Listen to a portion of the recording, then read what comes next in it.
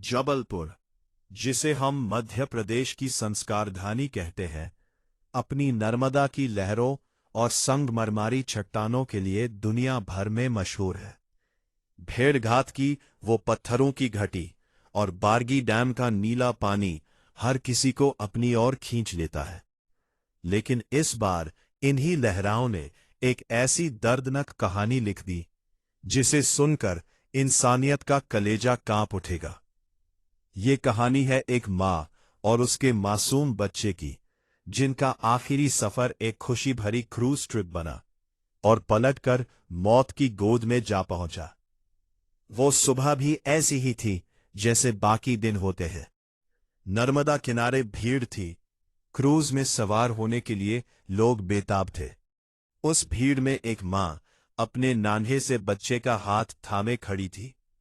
बच्चा शायद 4 या 5 साल का रहा होगा, अपनी छोटी सी दुनिया में खुश, पानी की चमकती लहरों को देखकर तालियां बजा रहा था। मां ने उसे गोद में उठा रखा था, कभी चुम्मा देती, कभी उसके बालों को सहलाती। आसपास मौजूद लोग भी यही सोच रहे थे कि कितना प्यारा रिश्ता है, कितना गहरा प्यार झलक रहा है इन दोनों की आंखों में। क्रूज की सीटी बाजी, सब लोग चढ़े और वो सफर शुरू हुआ जो किसी को भी अंदाजा नहीं था कि आखिरी सफर बनेगा। क्रूज पर खुशियों का माहौल था। डीजे की धुन पर चहकती भीड़, फोन कैमरास की चमक और ठंडी हवा में उड़ते दुपट्टे।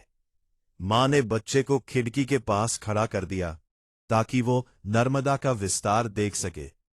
बच्चा पानी में पड़ती सूरज की रोशनी की किरणों को देखकर झूम रहा था। मां ने अपने फोन में वो लम्हे कैद कर लिए। शायद घर जाकर अपने पति को दिखाना चाहती थी कि कैसे उनका बच्चा कितना खुश था। हर कोई अपने में मगन था। किसी को ना पता था कि मौत इतने करीब खड़ी है, अपना शिकार चुनती हुई। अचानक एक जोर का झटका लगा। एक पल के लिए सब कुछ थम सा गया, जैसे वक्त रुक गया हो, और फिर चीखों ने पूरी फिजा भर दी। क्रूज एक तरफ से डूबने लगी थी। लोग एक दूसरे से उलझ रहे थे। कोई लाइफ जैकेट ढूंढ रहा था तो कोई मदद के लिए चीख रहा था। उस अफरा तफरी में वो मां अपने बच्चे को कास के पकड़कर नीचे जहाज की तरफ पहुंची, लेकिन क्रूज के पलटने के साथ ही दोनों के पैर फिसल गए। भयानक चीख और चिल्लाहट के बीच वो मां अपने बच्चे को अपनी छाती से लगाए हुए नर्मदा के ठंडे गहरे पानी में जा गिरी। पानी के अंदर अंधेरा था, लहरों का तड़पना था। मां की आंखों के सामने अंधेरा छा गया, लेकिन उसने अपना बच्चा नहीं छोड़ा। उसके दिल में बस एक ही बात थी, इसे बचाना है, इसे ऊपर ले जाना है।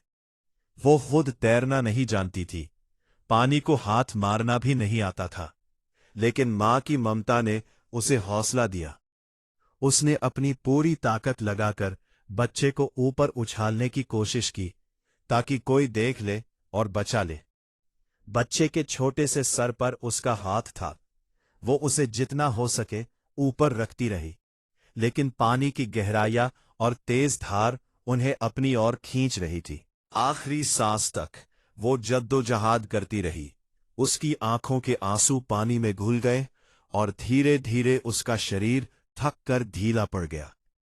हमारे लिए यह हादसा सिर्फ एक खबर है, लेकिन उस पल क्या गुजरी होगी, ये सोचकर रूह कांप उठती है। मौके पर जो लोग थे वो बता रहे हैं कि पानी के ऊपर कुछ सेकंड्स के लिए वो बच्चे का हाथ ऊपर उठा, जैसे कुछ कह रहा हो, मदद मांग रहा हो। फिर सब शांत हो गया। नर्मदा ने अपने आगोश में समा लिया। गवाह कहते हैं कि एक पल के लिए उन्होंने मां और बच्चे की आंखें देखी थी।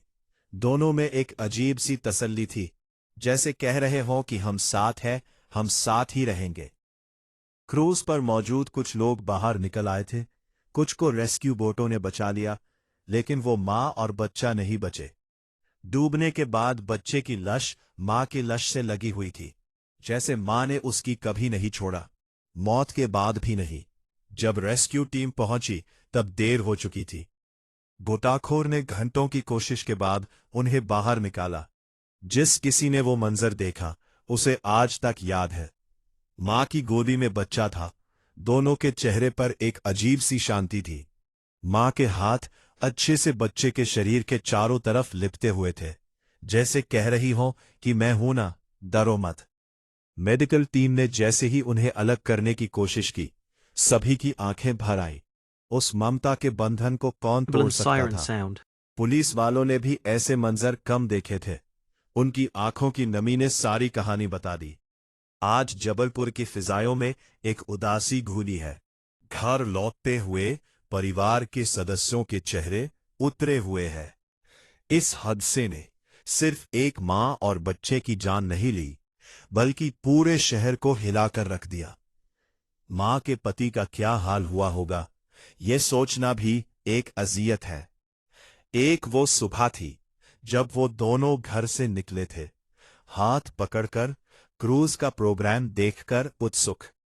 उनका साथ छोटा सा खिलौना भी था जो घर पर ही रह गया। अब वो खिलौना अपनी मां और बच्चे का इंतजार करेगा, जो कभी नहीं आएंगे। पड़ोसियों कहती है कि मां हमेशा अपने बच्चे के साथ खेलती थी। उसे नर्मदा दिखाने का बहुत मन था। सोचती होगी कि बच्चा बाहर की दुनिया देखकर खुश होगा। किसने सोचा था कि यही बाहर की दुनिया उन्हें निगल जाएगी। एक बार फिर हमें अपनी सुरक्षा व्यवस्था पर सवाल उठाने पड़ रहे हैं। क्या लाइफ जैकेट्स थे? क्या कैपेसिटी से अधिक लोग थे? कुदरत पर तो हम आरोप नहीं लगा सकते, लेकिन इंसानी लापरवाही को नजरअंदाज नहीं कर सकते। नर्मदा के इस किनारे एक मां और मासूम बच्चे की कुर्बानी ने हमें फिर से चेताया है कि जिंदगी का कोई भरोसा नहीं, और सुरक्षा के नियमों को मजाक बनाने की कीमत बहुत भारी पड़ती है। वो होटल वाले, क्रूज वाले और टूरिज्म डिपार्टमेंट के लोग, जिन्हें पहले से पता था कि आजकल पानी का बहाव तेज है, क्या उनका जिम्मा नहीं बनता? क्या उन्हें नहीं रोकना चाहिए था? इन सवालों के जवाब शायद कभी ना मिले, लेकिन एक बात तय है कि एक प्यार से भरा घर उजड़ गया है। नर्मदा बहती रहेगी, लेकिन इस पानी की गहराइयों में कई मां और बच्चों के आंसू घुल गए हैं। अब भी अगर आप भेड़ाघाट या Ambulance बारगी siren डैम sound. जाए तो लहरों की आवाज सुनते हैं। उनमें एक अलग ही दर्द महसूस होता है, जैसे वो भी अपनी कहानी सुना रही हो। जबलपुर की इस दर्दनाक क्रूज दुर्घटना ने सबको हिला दिया। इसके बाद चेहरों पर छाई उदासी, बार बार आंखों में आता भय। ये जज्बात शब्दों में बयान नहीं हो सकते। हम सिर्फ इतनी प्रार्थना कर सकते हैं कि ईश्वर उन मासूम आत्माओं को अपने शरण में दे और उनके परिवार को इस असहनीय पीड़ा को सहने की शक्ति दे। उसकी मां की ममता को सलाम, जिसने आखिरी दम तक अपना फर्ज निभाया और बच्चे को छोड़ना नहीं जानती थी।